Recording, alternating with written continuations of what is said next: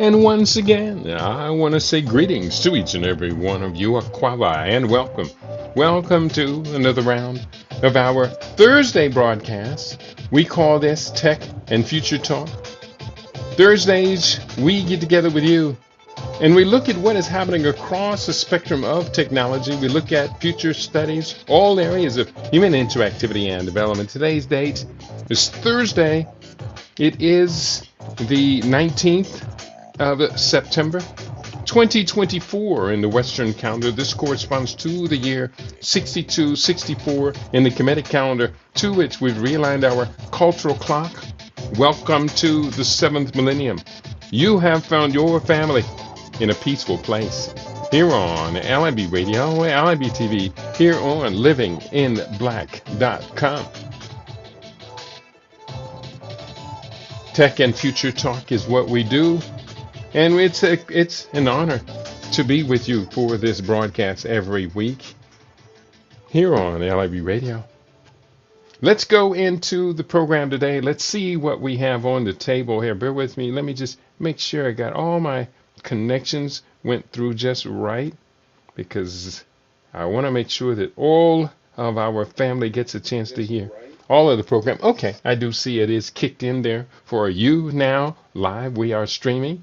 We are streaming on Rumble as LIB Radio, streaming on one of my YouTube pages. And I'm not really convinced to get back into YouTube with any deep level of engagement, because already out of 2, 3, 4 times I've broadcasted on the second page, they've already censored one of them. So I'm going to give them a couple more chances. If they do it again, they're out. We're out of there. We are talking today about the future. And this future we're talking about today is competing for global hegemony, the global reset. The conversation today returns to game theory for master's level study. Game theory for master's level study. Let me introduce the program and let's get right into our research today on libradio.com concerning tech and future talk. The more that we look into this strategic competition for control and domination for the next 500 plus years of planetary domination, we increasingly come to the conclusion that it is time for the reversal of the positions of those who colonized and their former victims. To win the game requires that competing groups are aware of the nature of this contest, its rules, strategies, and ultimate consequences. Africa is rising. Africa rising. We got next. So that's what we have on the table. And I think you're going to find this to be a compelling discussion. I didn't spend a whole lot of time writing detailed notes and instructions. I'm basically going to use some talking points prompted by my AI inquiries. Now, the reason I didn't put a whole lot of time in it, tell you honest, I've been really, really busy. On Fridays now, I'm hosting the Pan-African Development Study course. This is a master's level college degree or college course, literally a master's level. We're also on Saturdays, we have the Living Superfood Family Support Network. I've been building that up to the best of my abilities, getting as many people as I possibly can. Get preventative, get preventative, get preventative. I'm having 2 new conversations just this week with people being diagnosed with cancer. That's unacceptable. Now that cancer has reached the prevalence in the U.S. population of 2 out of every 5 people, come on. 5 of us in a row, 2 of us are expected to be diagnosed with cancer. And in our children's lifestyle, that's going to be raised to not 2 out of 5, but 1 out of 2. We got to get preventative. So that's what we do on Saturday mornings. You should join us. You should join us. We're also Sunday, the 22nd, have the autumn equinox detoxification fast, cleansing fast. And one of the major things we can do to extend our life expectancy and improve our ability to resist disease and disorder and chaos in our health and wellness is to regularly detoxify the body, clean the garbage out, clean the junk out, reset your cellular systems, your organs, your tissues, your body systems. Reset them. I reset mine 4 times a year, and I tell you, it works wonderfully. So that's why I've been so busy that I didn't get. Plus, last week, if you can recall, last week we were supposed to have a 2-part series, Pan-African State of the World conversation. Unfortunately, that didn't pan out, if I could, no pun intended. That didn't pan out because my Pan-African scholars I wanted to connect with were all over the continent and just got so busy. I said, well, you guys are too busy. Let me just back off and do what I can do. I did have a wonderful conversation who called to tell me he was not going to be available for the conversation, but a wonderful conversation with one of our frequent guests, Brother Meredith Beal, who's telling me about the exciting changes he's going through. And after talking to him, I'll be honest with you, after talking with Meredith we talked about a half an hour or so. He's calling from Nairobi. After talking with him for about a half an hour, I said, I have got to get over there to East Africa as soon as possible so I can be on your team.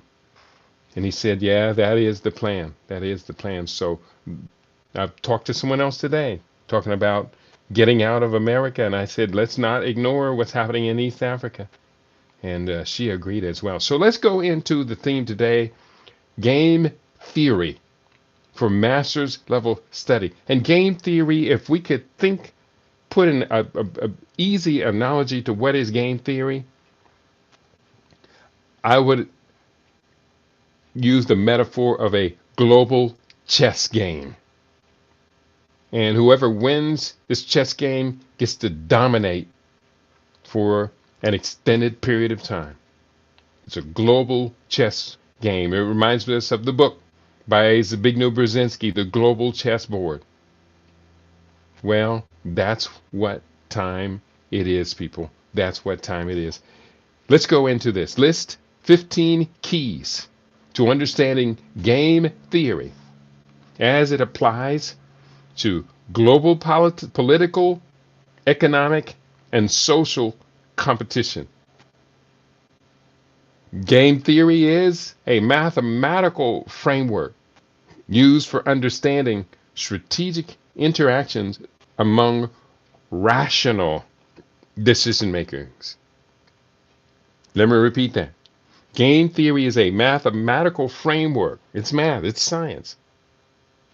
Used for understanding strategic international interactions among, quote, rational, unquote, decision makers. Rational decision makers. So game theory is not just something that we sit around a table, slapping bones, drinking brown liquor, and talk about we want to dominate the world. You ain't even in the game. At best, you are a pawn in the game. We're talking about strategic, rational calculations here. That's what game theory is about, according to the level that we are considering it. So that's the framework for today's conversation. Game theory is a mathematical framework. I'm going to just post this up so those of you joining the conversation may not have heard the long introduction, can understand what it is that we're talking to. I welcome you all. I'd love to hear from you. Do hit the like button during the course of the program, wherever you're listening to it, and we'll do the best that we can all together to move forward all together in a positive framework. Let's go through these talking points. Bear with me here. Put this up so I can readily get to this page. Talking point number 1. This comes from the Ecosia AI search.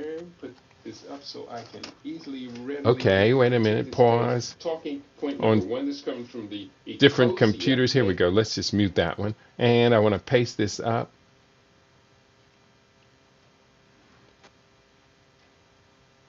So that people can have access to what it is we're talking about. Here we go. Point one. These are 15 key concepts to understand game theory's application in global, political, economic, and social competition. Point number one on game theory is the players. We've talked about this every time we talk about game theory, these four keys. The players, number one. The decision makers in the game, which can include individuals, organizations, businesses, or countries, nations, blocks of nations. Point two of understanding game theory, strategies. The decision makers in the game, which can include individuals or, no, I read that. The plans of action, strategies, the plans of action. Not plans of thought, not plans of rhetoric, not wolf tickets. Strategies, the plans of action that players can choose from, which may invoke cooperation or competition. Cooperation toward mutual competition. That's how we want to be. Point number three, key concept of game theory, payoffs. The outcomes of the game based on the chosen strategies of the players, often represented in a numerical, statistical, or what's the other word I'm looking for? A measurable outcome or a format. We want to be able to analyze the outcomes, the consequences of our strategies. And then concept number four here is what is called the Nash equilibrium. The Nash equilibrium is a situation where no player can benefit by changing their strategy while the other players keep theirs unchanged. This concept is crucial in predicting stable outcomes in competitive scenarios. A situation where no player can benefit by changing their strategy while the other players keep theirs unchanged. That's called the Nash equilibrium. Number five, game theory, dominant strategy. A strategy that is optimal for a player regardless of what the other players do. If a player has a dominant strategy, they will always choose it. Very important. And again, we can make a presumption that dominant strategy is based upon the fact that it has proven itself to be beneficial. 15 keys, number 6, zero-sum games. These are situations where one player's gain is equivalent to another's loss, meaning the total payoff remains constant. One player's gain, the other player's loss. We look at the Gini index as an example of this. And again, the Gini index is the consequence of game theory. But the Gini index purports that a nation has a certain level of wealth and industrial GDP development. It's not fixed. It can be a fixed growth. But the Gini index calculates the equitable distribution of that nation's wealth, GDP, industrialization, and productivity. The Gini index specifically looks at wealth and income distribution across that society. So therefore, if the entire nation is building wealth and GDP, industrialization at the rate of, say, 2% annually, which is about contemporary to the U.S., I think might be as much as 2.4% annual GDP growth. Well, if that wealth is distributed evenly across the population, that means that the lower class will increase their income, the middle class will increase their income, the upper middle, and the wealthy class will all increase their income commensurate to what is the national GDP growth. But guess what? It ain't been that way since the 1980s in the United States, where we see a very definitive increase in the Gini index. An increase in the Gini index means a lesser equal distribution of the wealth. And since the Eisenhower administration in the United States, every presidency has seen an increase of the U.S. Gini index. We've seen a little fluctuation every now and then, but the beginning of a presidency to the end of a presidency, it always goes up, including Bill Clinton, who did about the best of all of them to keep this thing in check. But beginning with Ronald Reagan, through Barack Obama, through Donald Trump, through Joe Biden, the Gini index in the U.S. keeps rising at the end of these 4-year, 8-year periods, which is wealth and income concentration in the wealthiest 1% of the 1% of the nation. That's just the fact. So that again is again a zero-sum game. Number 7, keys to understanding game theory: cooperative games. These are scenarios where players can negotiate and form coalitions to achieve better outcomes collectively. That's called collective work and responsibility. That's called the Nguzo Zaba, Umoja, unity, Kujichagulia, self-determination, Ujima, collective work and responsibility, Ujamaa, collective economic activity. That is the 7 principles of the Nguzo Saba. Cooperative games. That's where we increase our likelihood that we will even be able to compete to win. Anything less than that, it's almost, at this point, a guaranteed loss. Come on, people. Let's comprehend what's going on. Number 8, 15 keys from Ecosia.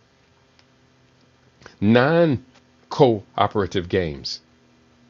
These are games where players make decisions independently, often leading to competition rather than collaboration. And for the rapid state of decline, not only of the United States in its global hegemonic position, the rapid state of decline, but the conflicts, the numerous serious conflicts arising domestically, shows that the U.S. as a nation has moved toward non-cooperative status as it seeks to compete for the future. NATO, non-cooperative status, with Turkey breaking away and joining NATO's biggest competitor for the future. That's BRICS Plus. We can see inside of the U.S. politically breaking up into these 2 rigid, hard, hostile camps, the blue ties versus the red ties. We can see within African American community and other ethnic communities non-cooperative gamesmanship.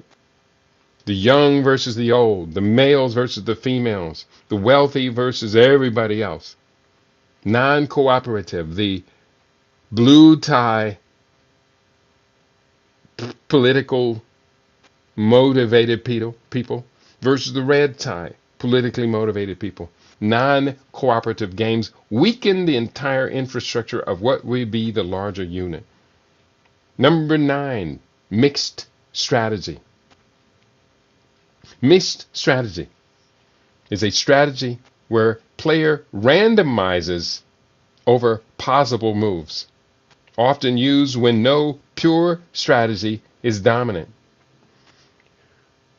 At least they're moving, at least they're strategizing, but randomizing indicates that it's not within your rational, logical control. Again, we said at the very point that game theory is reliant upon what are called rational decision makers, interactions among rational decision makers. So therefore, randomized, that is contradictory to rational. That's in mixed strategy, number 9. Number 10 on the list, extensive form games. Extensive form games. These are representations of games that show the sequential nature of decisions, often depicted in tree diagrams. So if we think about the roots of the tree, well, most of the time the tree diagram is drawn above ground. So we have the trunk. The trunk could represent the group. Then you have the branches. Let's say the group is African people on the planet. We're talking game theory. The trunk, African people on the planet. Then you have the branches. You have, of course, the biggest branch, the motherland, from which many, many branches, 55 nation of branches branch off from that. But then you have the branches that reach to African people in the southwestern hemisphere, South America, Central America, Caribbean. You have African people in the northwestern hemisphere. You have African people across Europe, African people across the Asian Pacific Islands. African people all around the world would be represented by the different branches in our trunk theory. That's what's called extensive form games. Number 11, simultaneous versus sequential games.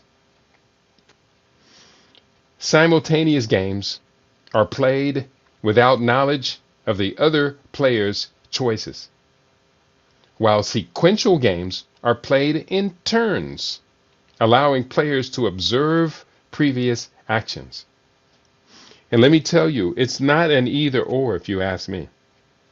When we're talking about looking at simultaneous games played without knowledge of the other player's choices, well, it depends on who is without knowledge. If the massive body of people are without knowledge, then yes.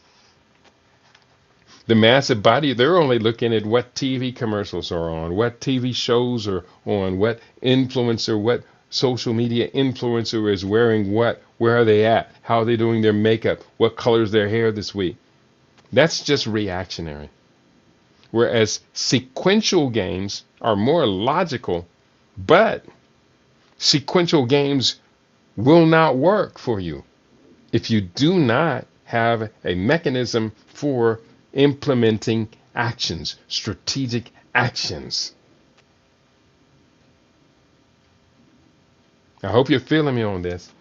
This is a significant conversation we're having today. I'd love to hear what you have to say. Do let us know what's on your mind today, as we are once again revisiting this topic of game theory for master's level engagement at this point. Going forward, I continue. Number 12, repeated games. Situations where the same game is played multiple times, allowing for strategies to evolve based on past interactions. Interesting, I'm reminded of the idea that although things change, times change, we still see repetition of the same basic interactions among people. Things change but remain the same. Repeated games. We got to make sure that we learn from previous generations and adjust our strategies accordingly. We can't just keep repeating the same game where we consistently lose. I've been kind of stressing this point among my Pan-African associates and friends in conversations that we have. So often we just don't break any new ground. Even when I was in a conversation recently with a group of Pan-African baby boomers, And when people were making their opening round of comments, we were responding to questions, great questions by the moderator. He did a really good job of putting this together. I got to compliment the brother on that. But as the question came to me, I immediately went into my habit, my routine, which is do not refer to the past as where we're anchored. We learn from the past. We are anchored in the present, moving toward a very deliberate future. That's my thing. We're not anchored in the present. We are existing in the present and anchored to the new destiny. And as I made that point, I noticed that a couple of the others were impressed by it. They did refer to it, which I do a lot of communications, a lot of social media. So when it comes to these forums, I present my ideas with a lot of clarity. But then they ever so quickly snapped back to past references, hurt, pain, victimization. I'm not going to give up on my baby boomer brothers and sisters. Yet I do realize that to move forward, I am going to have to invest more in the younger people. Spend more time listening to the younger people, spend more time talking with the younger people, sowing the seeds of ideas that younger people will be able to use to strategically organize their affairs so that they have more power than my generation, and so that they will not be passing on to future generations a long litany of complaints and grouches and victimization points of reference. We got to change that, people. Come on. We got to change that. We got to stop that behavior. We can't stop that behavior if we're constantly losing. We tend to want to focus on the things that are actually happening. If we're constantly losing our health, losing our income, losing our intergenerational wealth, losing our family relations, if we just continue to lose, then the legacy passed on is that of we are a loser people. We're going to stop those behaviors. We're going to. Number 13 of the first 15 inquiries, information asymmetry.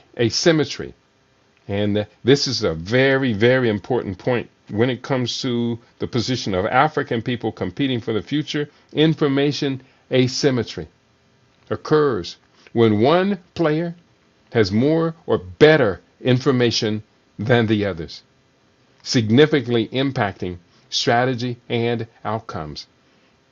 If somebody asks me what's the one major problem that black people have, I would say from this point on, after having read this, information asymmetry. Let me copy this one and share that with you and my listening audience. If you choose to comment on this one, this is probably as important as any one of these. Information asymmetry. If you choose not to comment, it's probably the same thing. Information asymmetry. I don't know what to say. I don't know how to say what it is. I want to say something, but I can't say anything. That's information asymmetry. I want to propose a solution, but I can't think of anything that'll work. Your enemies, your competitors, I should say, not enemies, your competitors, they know what you could say because they study you. We know what they could say because we study them. We do know what they do say, even though most of the time in these strategic competitions, we cannot rely on what they say to be a workable truth for you and me. Yeah, game theory, y'all. This is some complex stuff. But this is how we will change our fate, change our destiny, become masters of our fate and captains of our soul's journey, individual and collective. Going forward, we're on a roll. Number 14 of this first set of inquiries. Number 14, bargaining theory. A branch of game theory that studies how players negotiate and reach agreements, often under conditions of conflict or competition. That's basically the art of war, the outcome of war. And the outcome of World War One, the Great War, the war of empires, European empires. And the outcome of that, Germans, the Prussian Empire, the Austro-Hungarian Empire, and their other allied empires, the Ottoman Empire, they lost. And in the aftermath of that, the Germans had to agree to the Treaty of Versailles, where what was it called? The empire, not the Weimar Republic, it was the emperor. I can't think of the name of the empire, the German Empire. I call them Prussians, but that was actually a different empire, and they kind of blended into one. But in the aftermath, they had to accept a treaty that forced them into a humiliating position from which the passion of the National Socialists emerged. And they became fascists, and we then saw what happened after the fascists became highly industrialized, especially in the art of killing, mass killing, which was an extension of World War One. Because mechanized killing on a massive scale was one of the hallmarks of that great war, that great European Empire war, World War One. But now we can see this bargaining theory is returned again, and as people of African heritage, we have to bargain from the weakest position of any group of people on the planet, sitting on the richest terra firma with the richest human resources, human capital, the demographic dividend, bargaining from the weakest position. Inside of America, we may not be the numerical majority or economic wealth, income, industrialized GDP majority, but we're not weak. 52 to 62 million of us are not a weak people. Where are our wins? You know, one of the wins is not necessarily at anybody else's direct offense. One of our wins would be, let's create grocery store chains that serve our people that are owned by our own group. If the Hispanics can develop 37 full service supermarket grocery store chains, while in America, United States, and African people only have maybe 2, and those are owned by Nigerians, then we got to realize the weakness of our bargaining position. Any group that becomes totally dependent on other group or other groups to serve their essential survival needs, that group is doomed. That group is doomed. And that's unfortunately the position we find ourselves in as people of African heritage living within the United States, Canada, UK, France, and these other countries where we're dominated by the ethnicities that formerly colonized us, enslaved us. Number 15 of this first inquiry: applications in international relations. Game theory can be applied to understand conflicts, alliances, trade negotiations, and other strategic interactions between nations,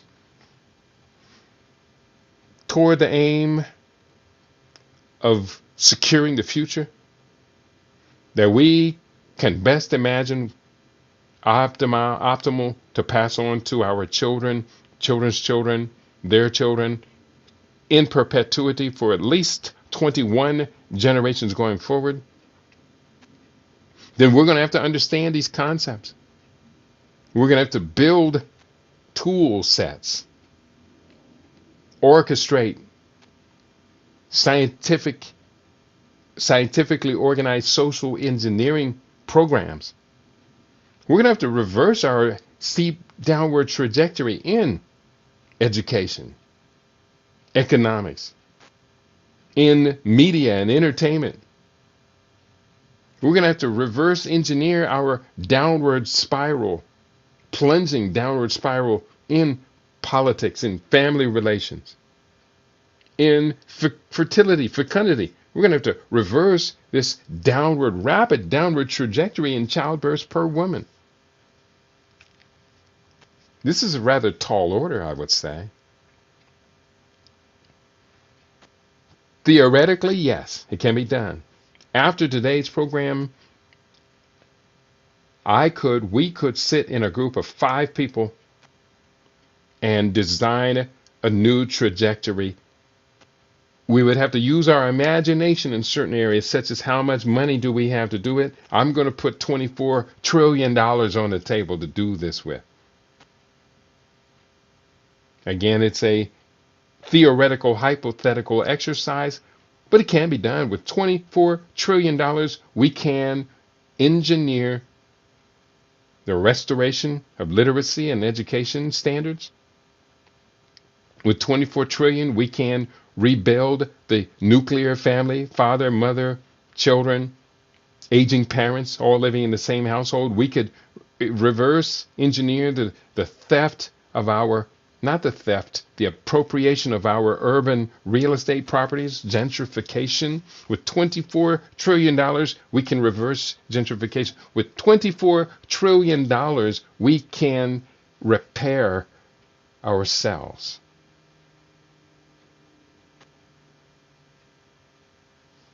Understanding these concepts can prove valuable, can provide valuable insights into the complexities of global game theory interactions.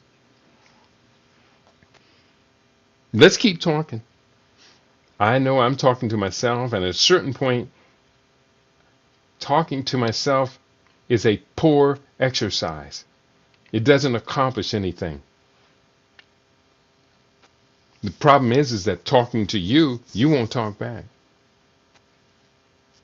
And that becomes extremely frustrating. Let me check with my You Now family who's been responsive. Talk to me,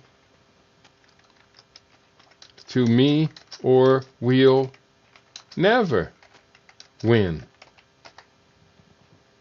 Talk to me, or we'll never win.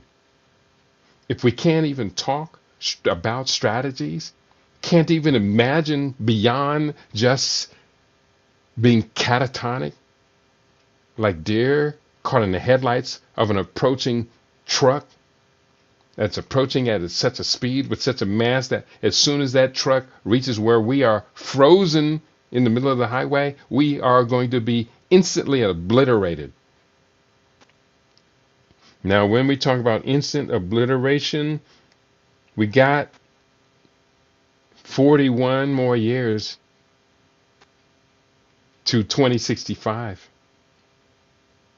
According to the predictions in the book, in the book Fade to Black, The Passing of a Great Race, the cutoff year for African Americans is 2065. I was very deliberate about that. That book came out in 2020. We have 45 more years left. Now it's mid-2024, according to the Gregorian calendar. And not only do we have we have 1/10 of that allotted time period cut off, but the downward spiral, the angle of decline, increases with time. The angle of decline is very important, people. It's an exponential curve. The longer we go into it, the faster the decline. I see you in the house, Basuranda. She says, I'm talking to you. She said, Uja'o just made it into today's session. It's an honor. It's a privilege. It's a pleasure to hear from you today. Akwaba, A-K-W-A-A-B-A. That's a Ghanaian word. It means welcome. You have found your family in a peaceful place. And thank you, Basuranda, for having the courage, the insight, the values, morality, to speak up, to be heard, to be collaborative, cooperative, to be interacting. I'm going to go into the second set of 15 imperatives that deal with game theory. This is such an important topic, such an important theme. Normally, I'm going to spend this time in advance of the show combining 3 different AI search inquiries into one. But this time, I got caught up in a bunch of different things going on and didn't make it there. It's getting real busy, people, so please be more responsive so I can continue to get excited about allocating this time and space for you. Please be more responsive.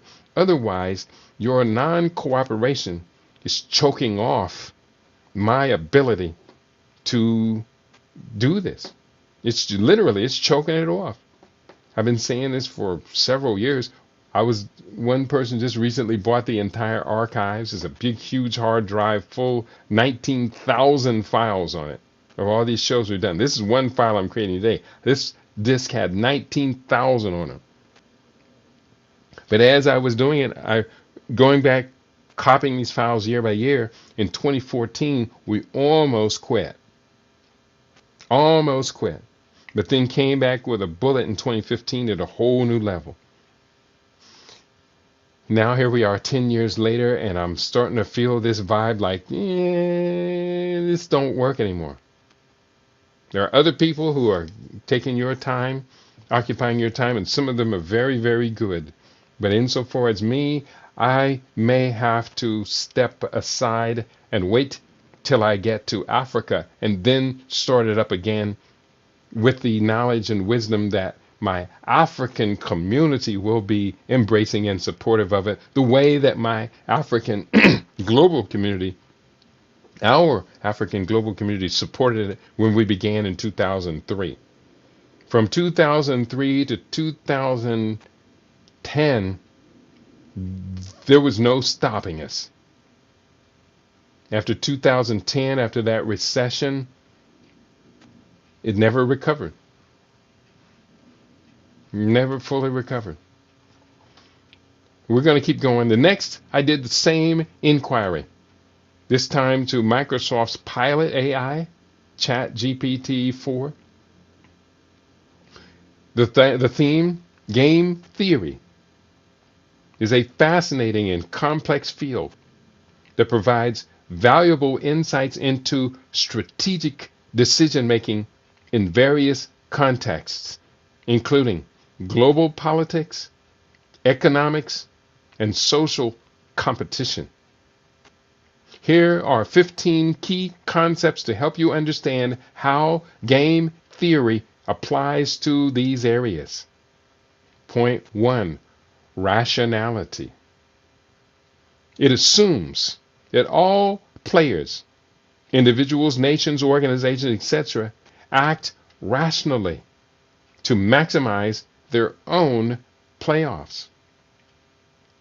Basu Randa, you're the only one talking to me. I hope you join us on our Friday evening classes.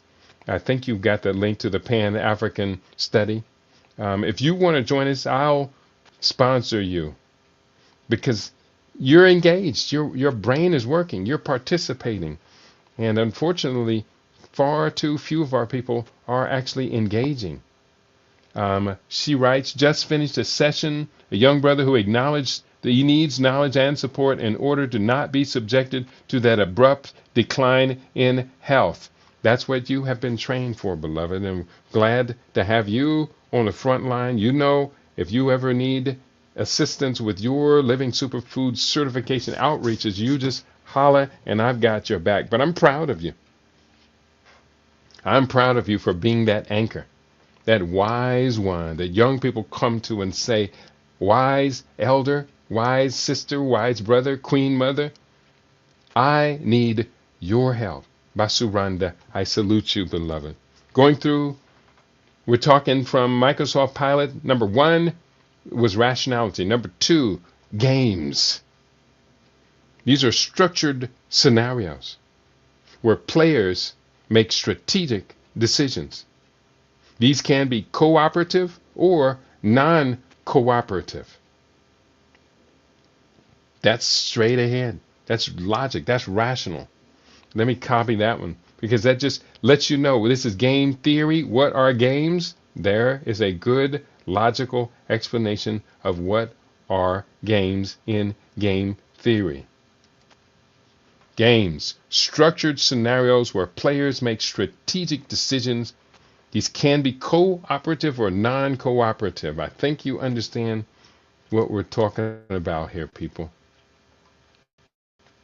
And we got to make sure that we cooperate towards winning the game for our team's benefit and not just let the other team, which is never, well, I can't say never because they're falling apart right now, but has built their success, their dominance on collaboration, cooperation among those they deem to be on their side.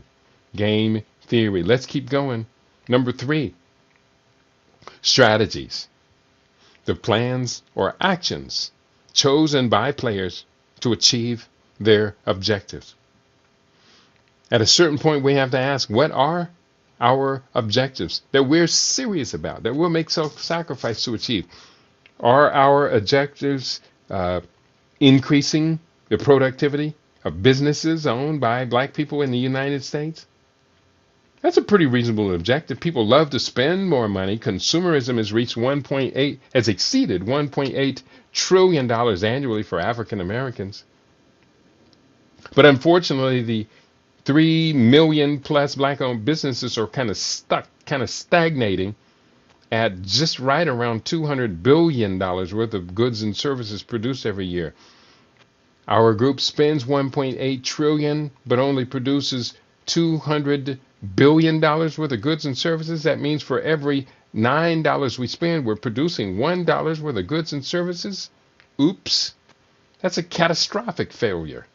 If we can produce, for every $9 we spend, if we can produce $11 worth of goods and services, for every dollar we spend, produce a surplus, then we sell that surplus, and that's where our wealth comes from.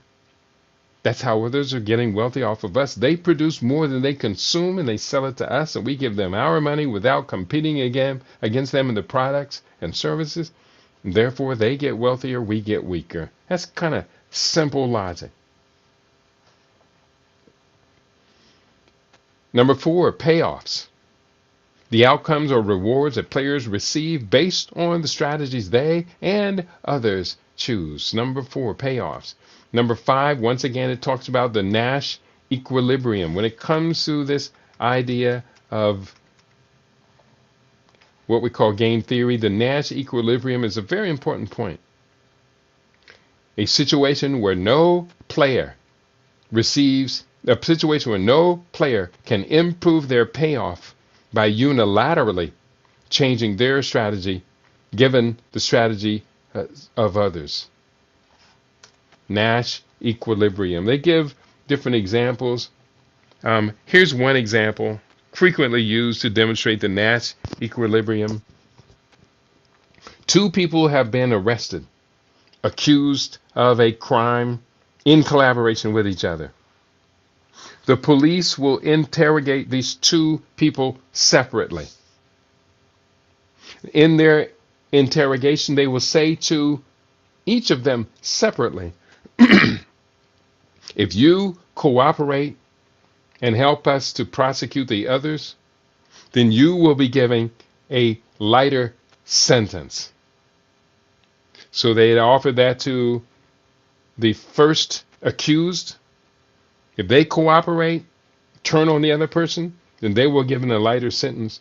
By nature, the other person will be given a harsher sentence. They go to the second person. They say the same thing.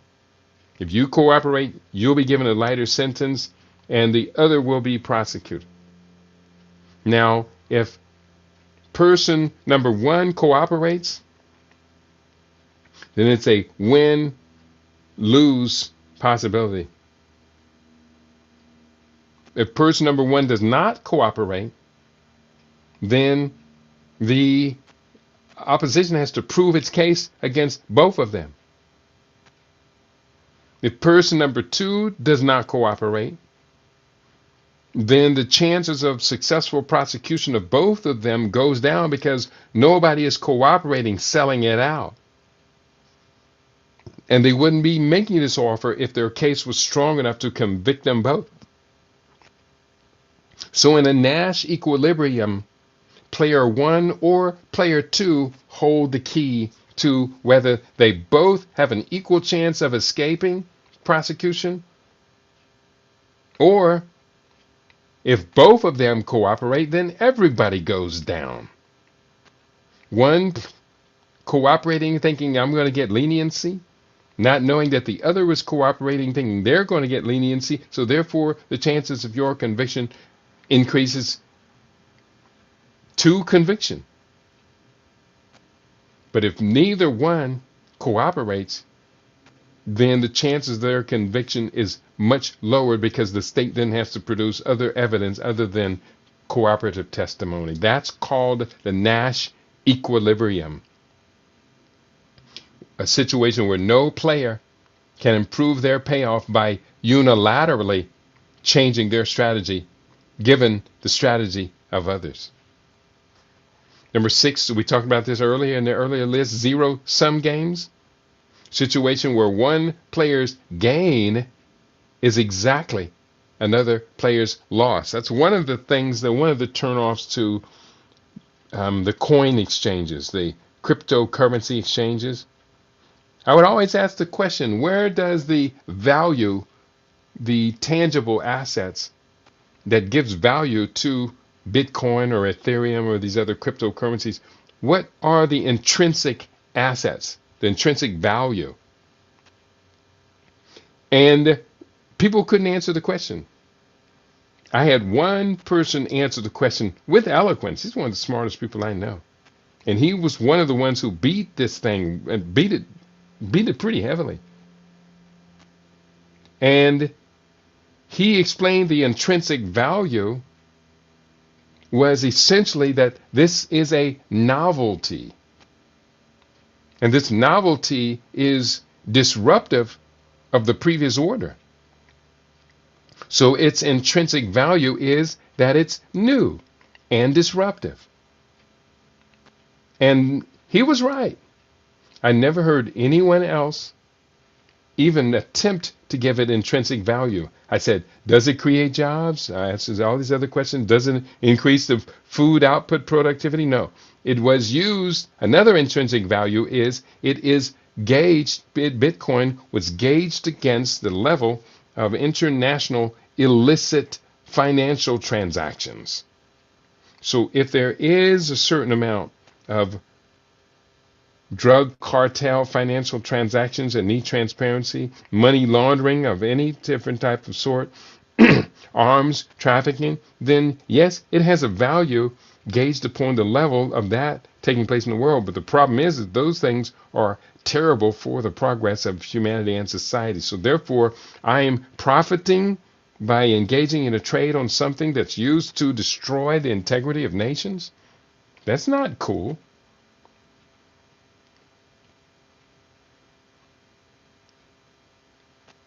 Number 7, non-zero-sum games. Scenarios where all players can benefit or suffer together, allowing for cooperation and mutual gain. Non-zero-sum games, we should at least be trying to compete and not just by default acquiescing to zero-sum games. Number 8, prisoner's dilemma. I think this is one I just explained. Under Nash equilibrium, the prisoner's dilemma, a classic example of the Nash equilibrium, illustrating why two rational individuals might not cooperate, even if it appears that it is in their best interest to do so. Ooh, prisoner's dilemma. That sounds like that victim's dilemma. That's some deep stuff. I hope you heard what they had to say. Let's continue. Number 9, dominant strategy. A strategy that is the best choice for a player, regardless of what the other players do. That's what I'm talking about, a dominant strategy. When African people on this planet now own the demographic dividend, we may not be united. We're not cooperating at a level which allows us to fully express the fact that we have the demographic advantage on Earth. Well, now we need to develop dominant strategies based upon demographics. Others are developing their strategies based upon our demographic growth. That's why we have this, quote, new scramble for Africa. It's not just the natural resources, the fauna, the flora, the minerals, the gold, the oil, the energy, hydrocarbons. It's not just that. It's the human capital competing when their nations are shrinking. And within about 10 or 15 years, half or 42% of all babies born on Earth will be born to African parents. That's competing for the world's consumer class for the next few hundred years.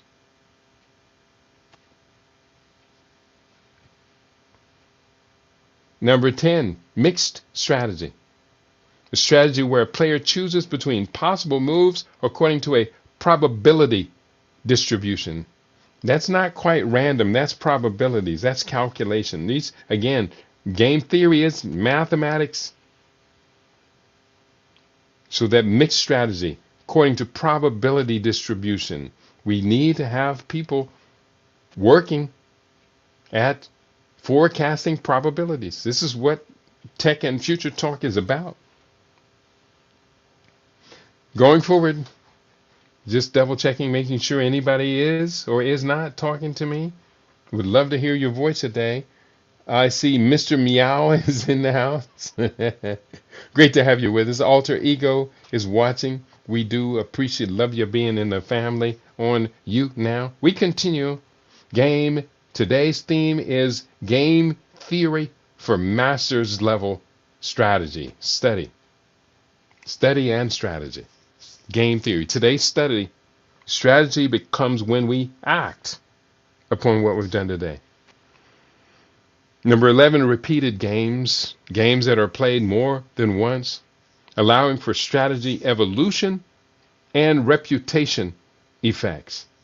Strategy evolution, meaning we're playing the same game more than once. We either evolve our strategy or we just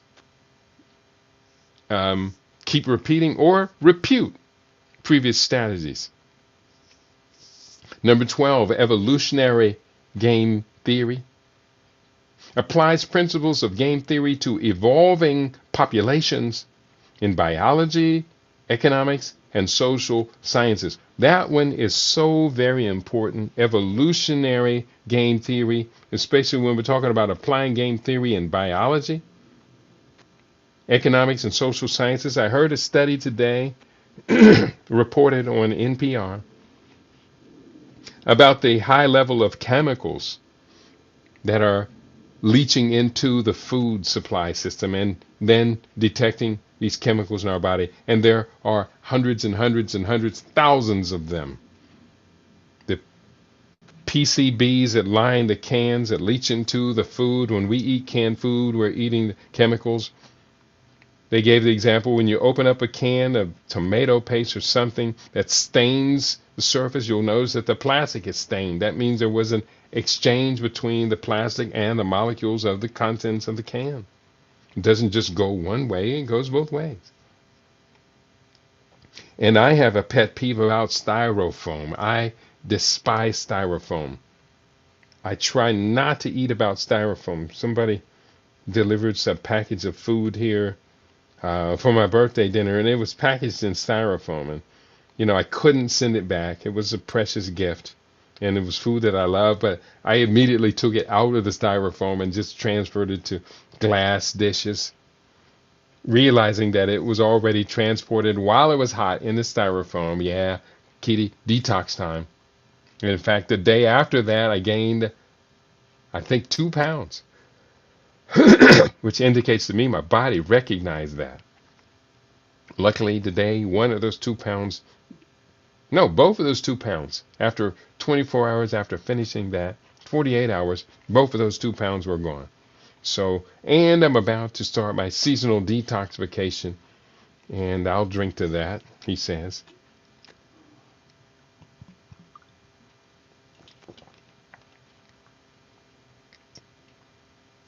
Mechanism design.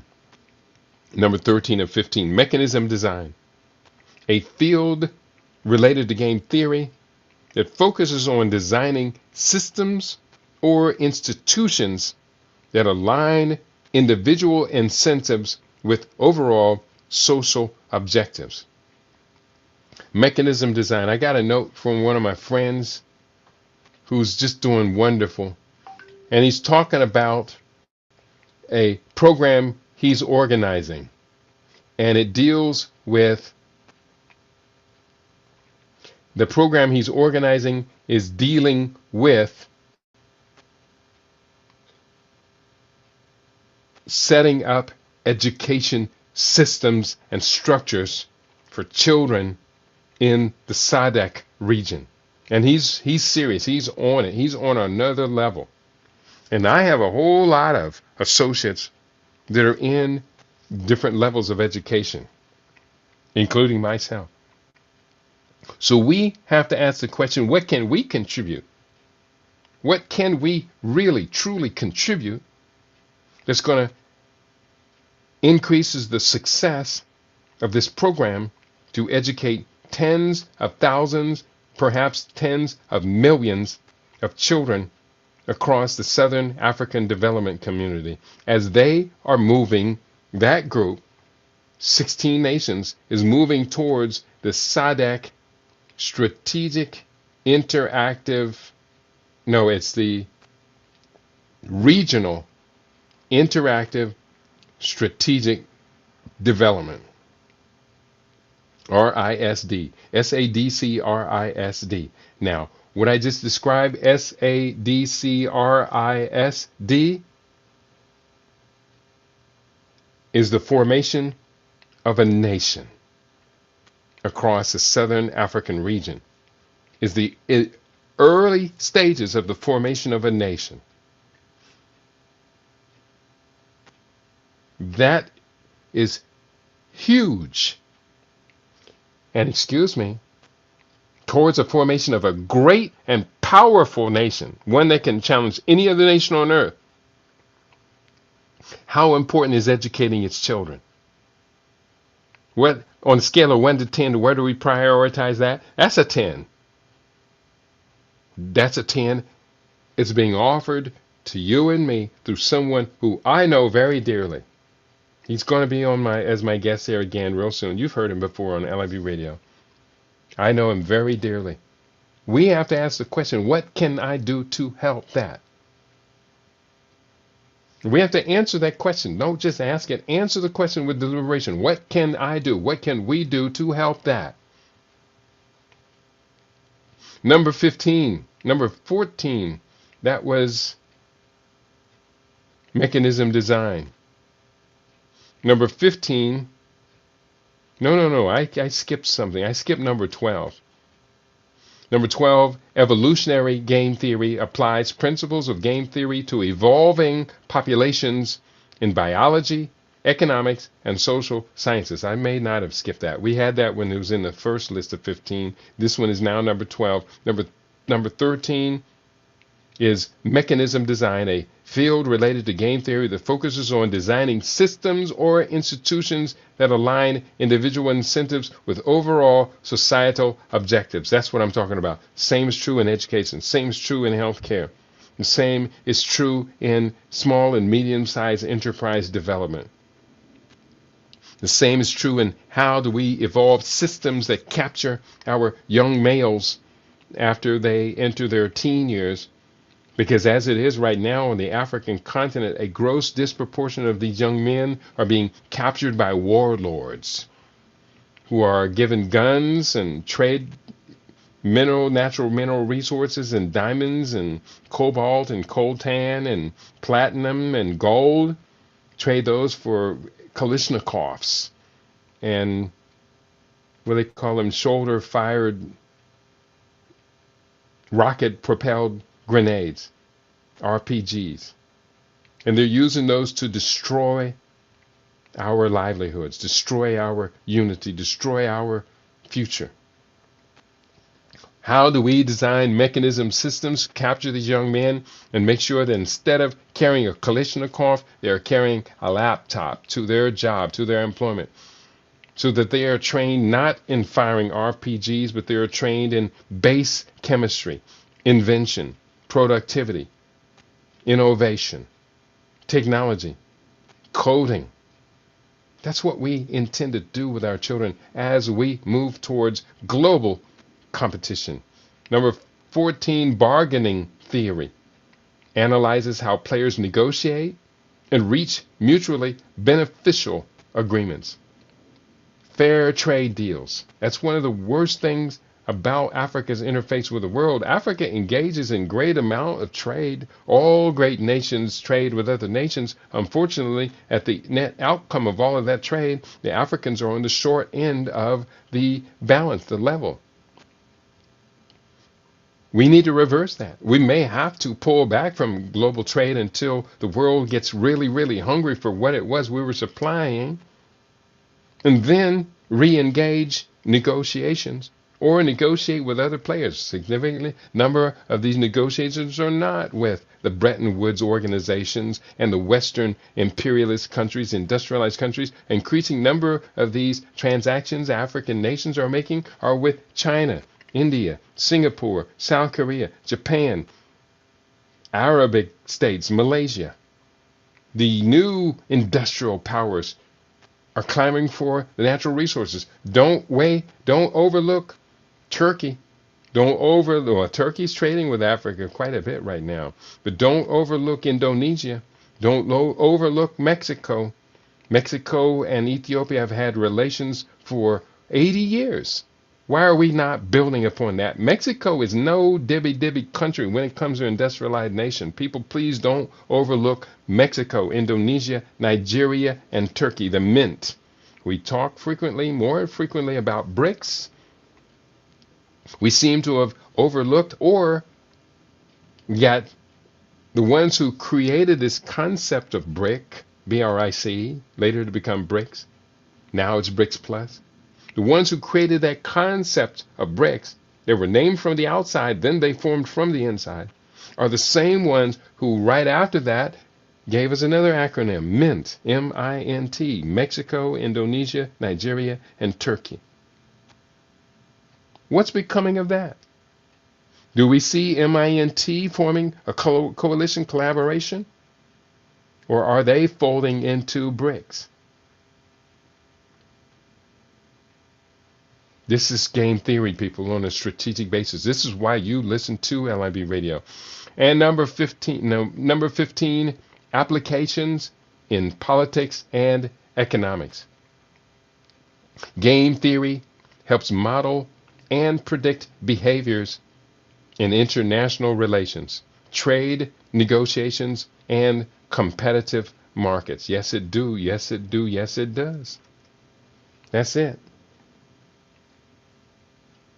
So we are Africans, and we are here to master game theory on the level that it's played for the planet, for the future. Should we choose to, there's a great reward to be found for our team. Should we choose not to, then we're going to continue to get what we have been getting. Unfortunately, that doesn't satisfy our needs. Going forward, I love this theme. I hope you love it too. Basuranda, you're the only one who said anything to me today, but I do hope people at least hit the like button. Hit the like button. It lets the algorithms know that, yeah, you may not be talking to Kitty, but you are appreciative of what Kitty does. Going forward, I did the same inquiry 3 times. The third one comes from Brave, Game Theory for Global Competition. Based upon the provided search results, here are 15 keys to understanding game theory as it applies to global political, economic, and social competition. Point 1, strategic interdependence game theory assumes that players' playoffs are contingent on each other's strategies, highlighting the interconnectedness of global competition. Now, that is so important. Strategic interdependence game theory. Let me copy, cut, and paste that. You should be paying attention. I hope you hear it. You're hearing it in real time. This is why we're studying. This is why we are intent on building and learning and growing and growing and building and learning and building and growing and learning some more. Point number 2, and this third search is from Brave. Rational decision making.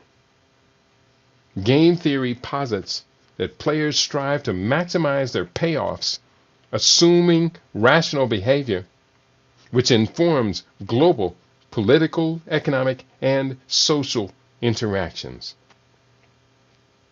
Rational decision making. Number 3, once again, Nash equilibrium. You should know it by now, right? The concept of Nash equilibrium, named after John Nash, the mathematician who did a lot to define game theory, describes a stable state where no player can improve their payoff by unilaterally changing their strategy. This is applicable to global competitions. Number 4, the prisoner's dilemma, which naturally follows the Nash equilibrium. This classic game illustrates the tension between individual and collective interests, demonstrating how cooperation can be suboptimal in global competitions. Number 5, backward induction. This process helps explain how competitors, such as companies, can engage in cutthroat competition, steadily ratcheting prices lower to gain market share. That's called backward induction. Of course, realizing that these type of price wars can weaken both sides. The price war might be engaged to look for market share, and hopefully with the gain market share will make up the difference of losing money. This is kind of how Walmart works, and it doesn't necessarily fail Walmart. That they'll find something their competitors are making, and then they'll cut the price on it. Walmart, Amazon, the same thing, until they drive the competitors out of business. Now they go in, sweep up that territory, and raise prices on everybody so that they can pay for the losses that they potentially experience in doing the cutthroat price war. That's called backward induction. Number 6, Cournot competition. And it looks C-O-U-R-N-O-T. It looks like Cournot, but I believe it's probably a French word, Cournot or Cournot competition.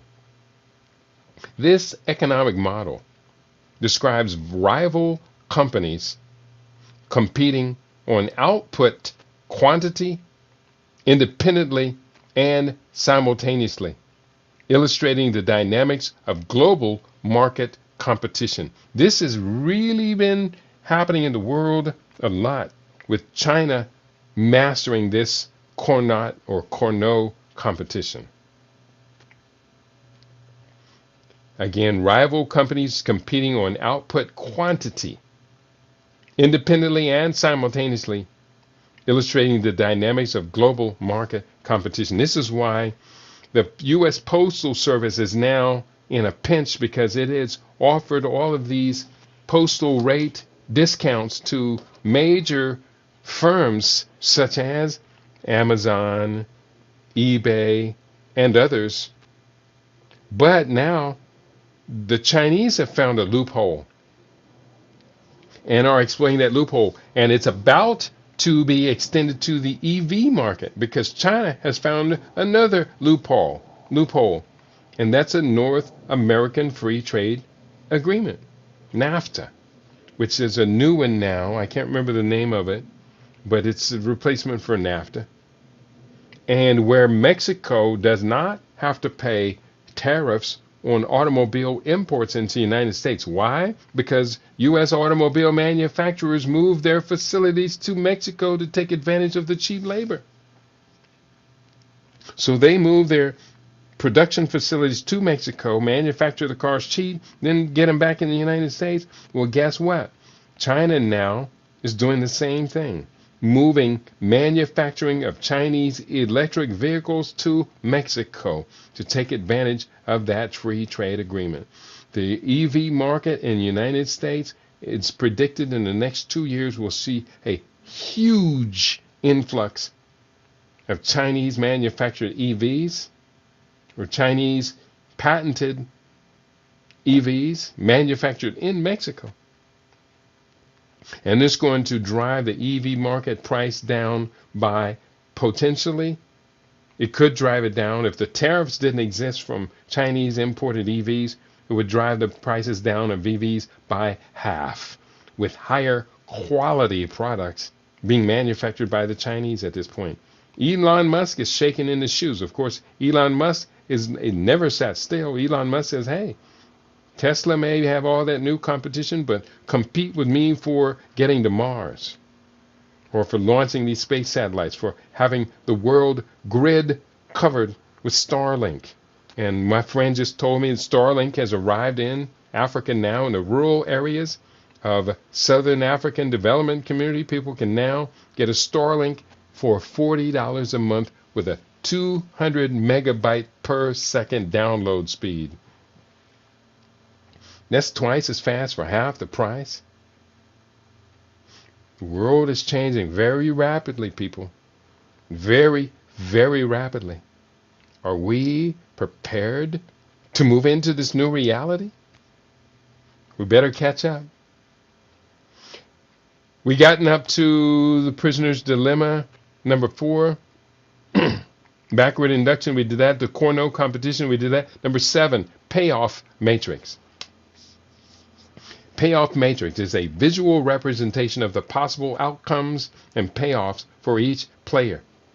Essential for analyzing strategic interactions in global competitions. It kind of remembers those charts they use for playoff series in basketball tournaments and football tournaments and everything. I was looking at some of those today. In fact, as I was putting together the promotion for today's program, and let me show you what that promo looked like, I came across some of these charts under the idea of game theory, and I was debating with myself to include those in the promotion or not. And here is what the promotion for today's program ended up looking like. I'm going to show that to you right now. Share screen. We're going to share this window, which is game theory for master's level study. And I ended up not using those type of charts because quite simply they were kind of, oh no, I did use one right in the middle at the bottom, game theory.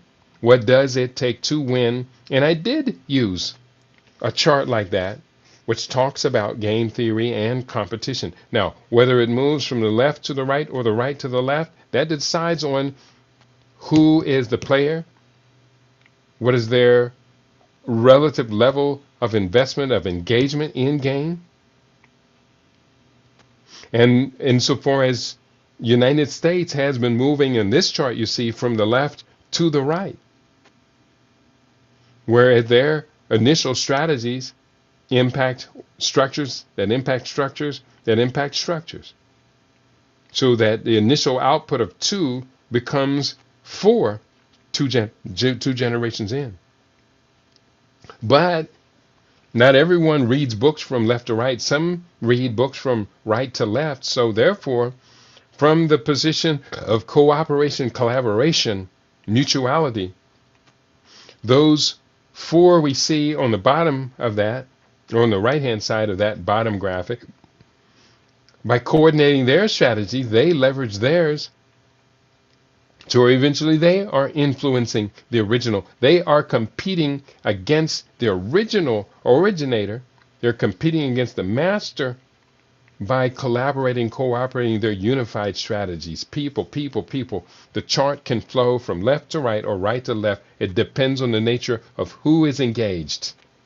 Again, with this theory, or with this study today, game theory, the graphic on the right at the bottom this is a global chessboard. This is a chess game for the future.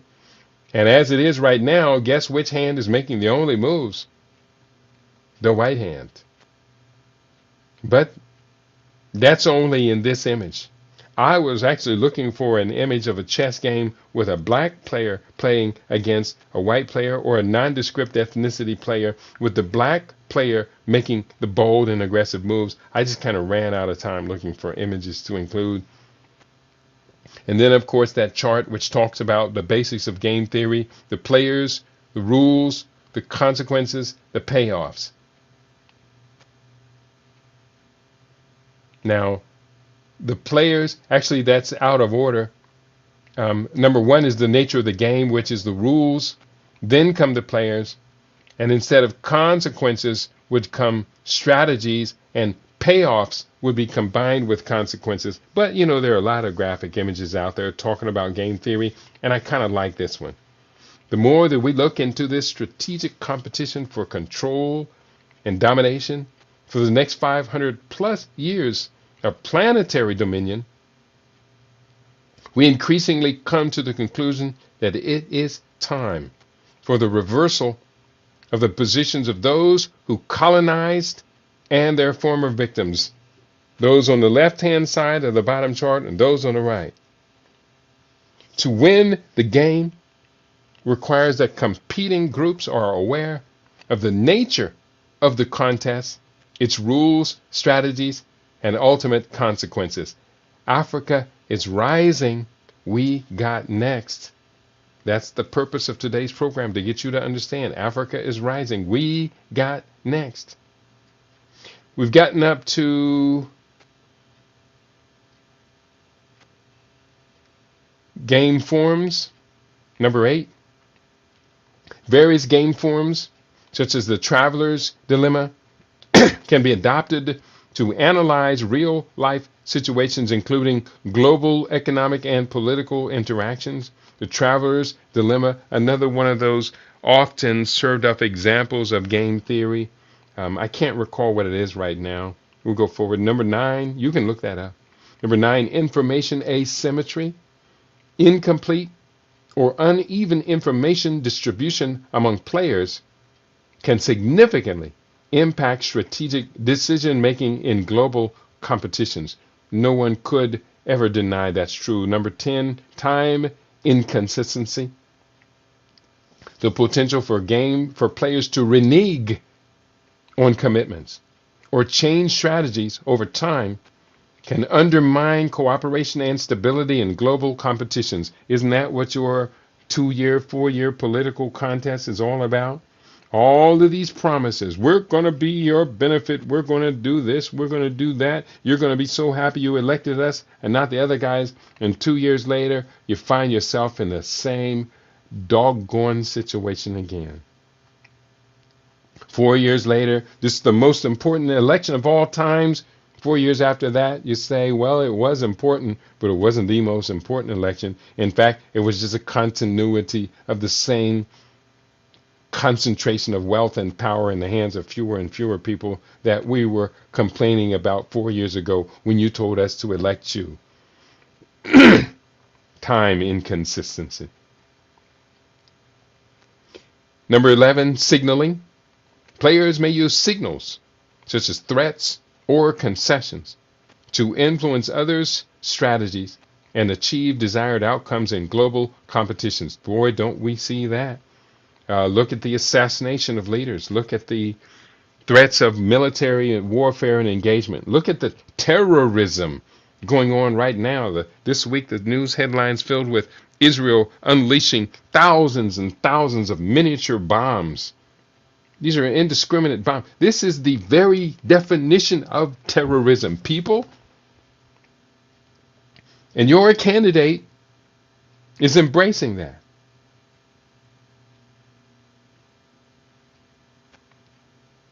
Your candidate is supporting that, says, we will never fail you, Israel. You can do what you want. Why do they do that?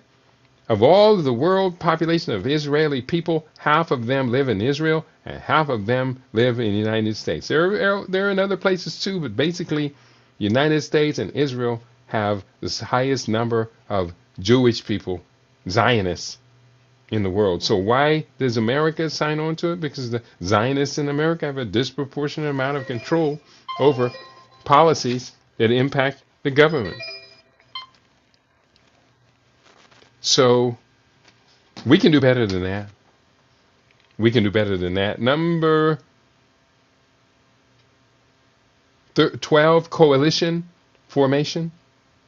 The formation of temporary alliances or coalitions can be a strategic response to global competitions, allowing players to pool resources and increase their bargaining power.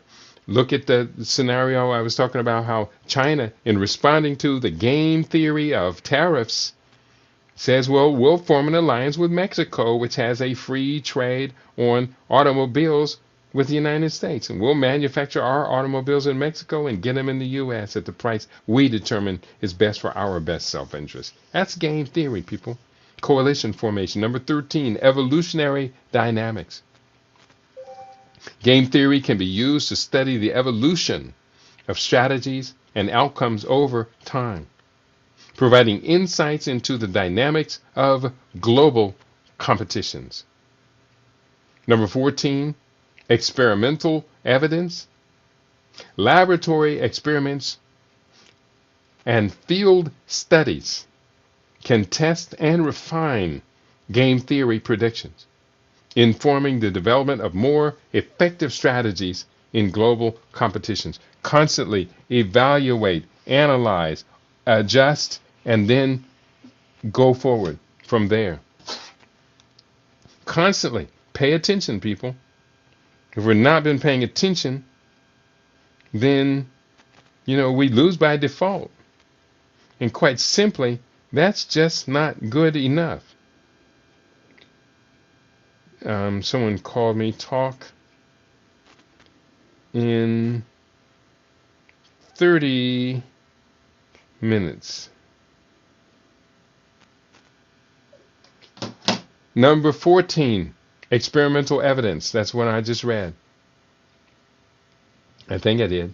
Laboratory experiments and field studies can test and refine game theory predictions, alter and launch again at another level. Number 15, contextual factors.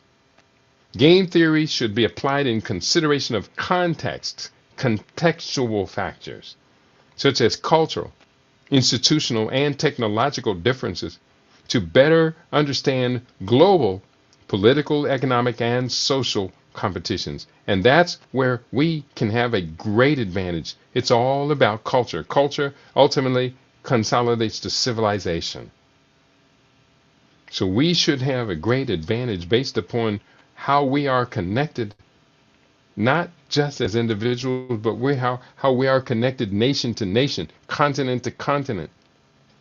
But if we're never aware of that, then we limited, if not excluded, from participating. I see our beloved Queen Mother Kashiba Akwaba in the house. She's asked everybody, please hit the like button, please, and thumbs up button, insisting that we do so. And are the people listening? Let me double check if they're hitting that like button. Are they listening to you, Queen Mother? They're not responding. When you ask them, a Queen Mother who's given her entirety to our collective work and responsibility to our collective development, we are very limited, very rude, very disrespectful by ignoring our elders. I'm an elder too. People, I'm used to your ignoring. It's not pleasant. It's like you're walking around with a pebble in your shoe. And if you're not in a situation to stop and take that pebble out of your shoe, you just get adjusted to the pain and you have to keep walking. So we can do better than that, people. But we've got to have the will. Thank you, Queen Mother, for checking in. Thank you, Queen Mother, for that instruction. We are nearing the end of the program here for today. These 15 keys shared from 3 different AI search engines provide a foundation for understanding game theory as it applies to global political, economic, and social competition, highlighting the importance of strategic interdependence, rational decision-making, and nuanced analysis of complex interactions. That's what it's about, people. Now that we understand this, can we get in the game? Can we do a better job than what we have been doing? I think we can. I do think we can. Yes, we can. Oh, yes, we can. But we've got to try. We got to try harder. We're going to have to do better. I'm going to end it right here. I did have a bunch of different references. I'm going to share just one more here real quickly. This one from this brilliant Chilidze Marwala, an African man. And I just got turned on to him. And I added him to my list of scientific futurists, African scientific futurists. His name is Chilidze Marwala. He's from South Africa. He's writing in the book Artificial Intelligence, Game Theory, and Mechanism Design in Politics from August 2023, pages 11 to 24. Here's what he wrote: Game Theory in Politics. Game theory has become an indispensable tool in international politics, offering valuable insights into the complex and strategic decision-making processes that govern the interactions between nations, international organizations, and non-state actors. As a mathematical framework for understanding strategic behavior and predicting outcomes, game theory allows scholars and policymakers to model and analyze the myriad of factors that influence the actions and choices of actors on the international stage. This chapter explores the role of game theory in international politics, highlighting its key concepts, applications, and contributions to our understanding of global dynamics. Additionally, we discuss the potential limitations and challenges of applying game theory in the intricate and ever-changing landscape of international politics. And that book, How Game Theory Improves, no, that's a different reference. But I actually ordered the book. Let me double check, because I think my book will be arriving today or tomorrow. He says, which is technically in broadcast is a cuss word. But I'm looking at my returns and orders, and I ordered the book. The book is called, this is from the same author. This is a different book, Closing the Gap, The Fourth Industrial Revolution by Chilidze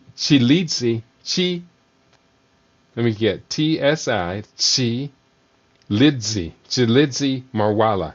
So I have that book, Closing the Gap, The Fourth Industrial Revolution in Africa, from October 2020. I want to get that other book too. In fact, I had a client come on board and send me some money. Let me see. I'm going to look for his other books. I'm going to see if I can get the other book. The other book was kind of expensive, but it was really, really powerful title.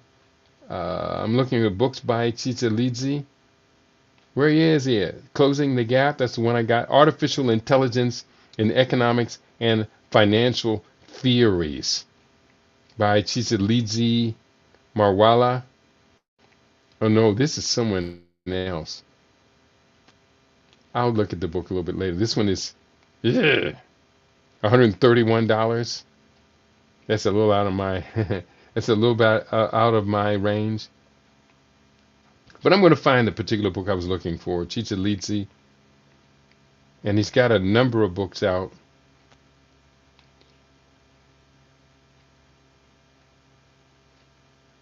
And I'll find his book that I was looking for, Rational Machines and Artificial Intelligence. I think that's the one.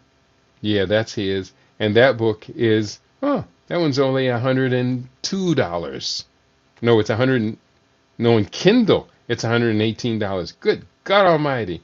And you can get it used in paperback. Why is it so much more expensive on Kindle than paperback? You can get it used from $102. I can't buy a $102 book right now.